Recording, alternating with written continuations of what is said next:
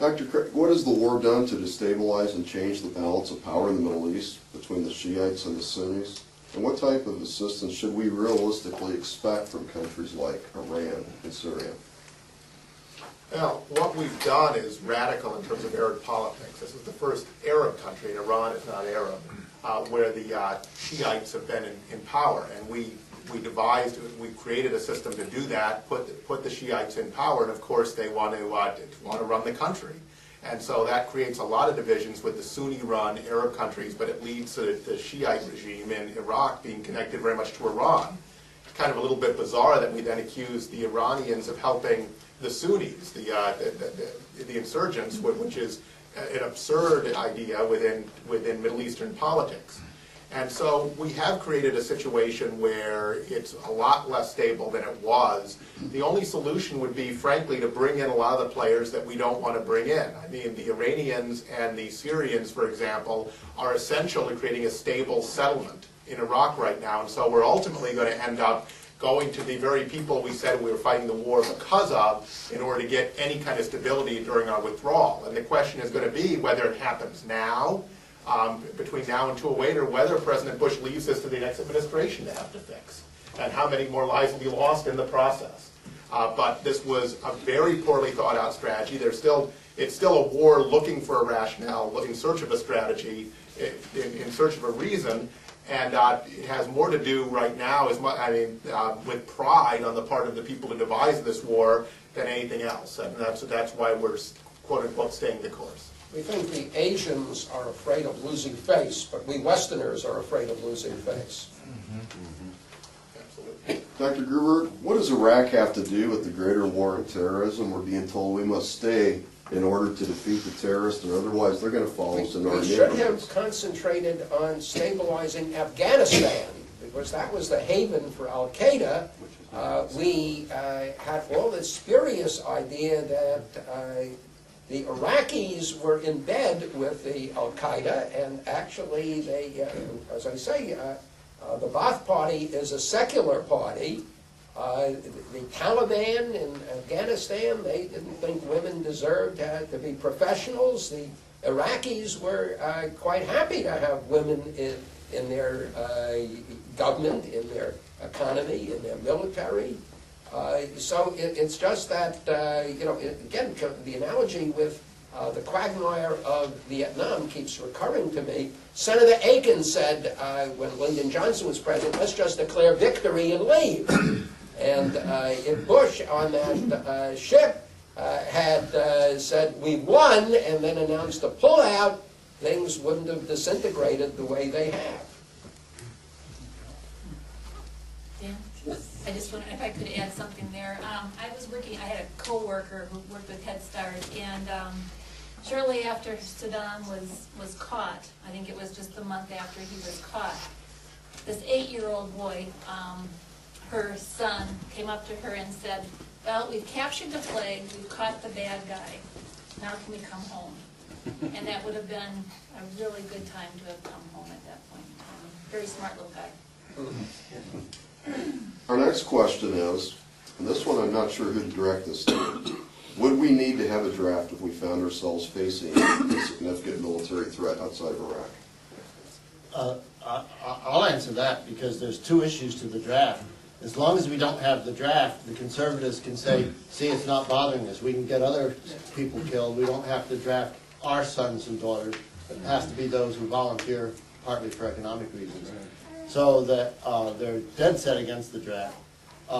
If we go to war with Iran, I think we should have immediate impeachment. I mean, there is absolutely no cause to go to a war with Iran. There's no cause to go to war with Iraq. The only thing that fulfills is the national security strategy, which was on the White House webpage a while back, I assume it still is, that says we have to rule space, air, land, and sea. So this is a self-fulfilling situation. Mr. Naylor?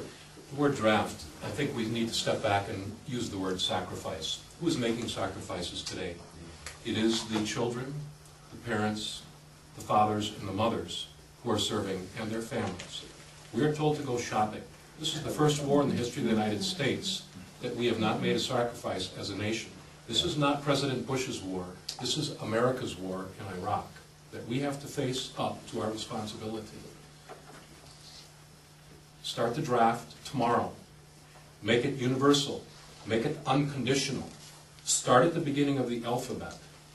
Ashcroft, Bush, Cheney. I'm speaking in all seriousness. We will be out of Iraq in 4 months when their children and grandchildren complete basic training. One person in our Congress had a child in the military when the vote was taken to give the president authority to invade Iraq. One. There are more now. And I'm not suggesting we need veterans in Congress and in our administration, although it would be good. The only person who had military experience was Colin Powell. The only person up until that point where he spoke to the UN was the only person bringing reason to the debate.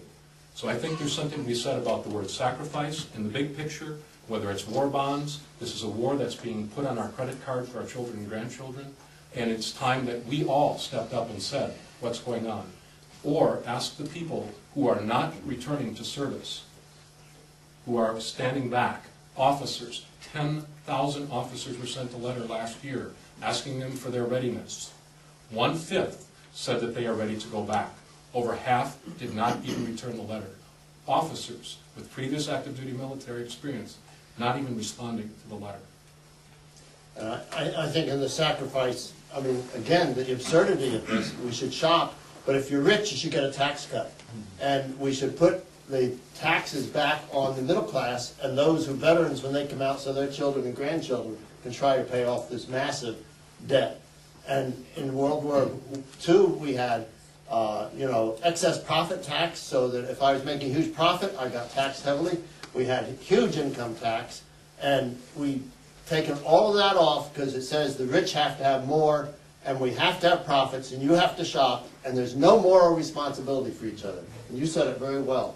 And it's time we Americans woke up and said we are responsible, and we do have moral responsibility for each other.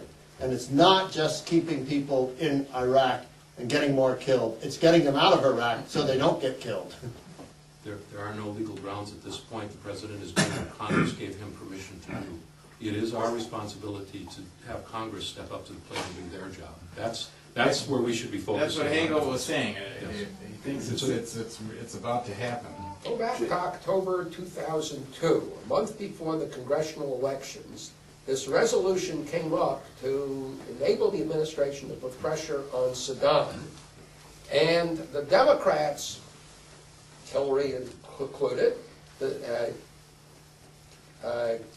John Kerry included, they decided better get this off the agenda so we can focus on our key issues domestic. And so they gave this blank check to the president, and then it's hard for them afterwards to say, oh, we didn't know, or we didn't really agree to that, but they did. Jamie, did you have thoughts on that? Yeah, I just thought that a draft, well, essentially the war in Iraq is being fought by 150,000 soldiers, Marines, airmen, on the ground there in Iraq right now. And in a little broader scope, there's 2 million members in the U.S. military.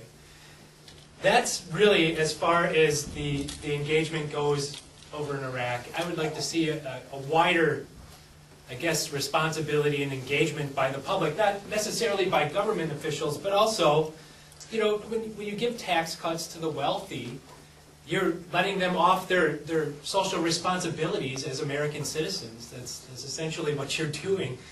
And of course, I'm going to be the one dealing with this enormous national debt that we have, and I'm very concerned about that. But a draft, and one impact of a draft would be to engage the public. If you remember the massive protests during the Vietnam War, do you see anything like that now? No, you don't. Nothing like that. So at any rate, I would definitely encourage more public engagement. A draft would be one way to do that. I'm not sure if there are any other ways, but right now that war is being fought by 150,000 people in Iraq and the 2 million member military.